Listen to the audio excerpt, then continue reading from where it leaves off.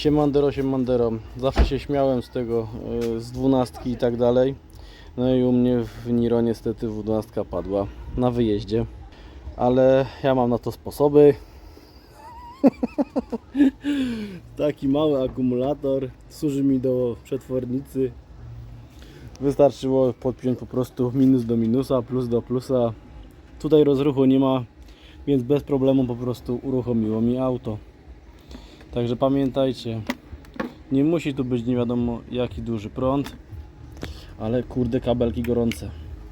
Dobra, także pamiętajcie, dbajcie o 12.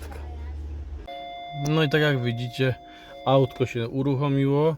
Oczywiście teraz jest cały czas ładowanie, no ale będzie gdzieś trzeba pomyśleć, żeby tą 12 po prostu wyrzucić i kupić nową. Auto ma przejechane 73,5 tysiąca km, także usterka.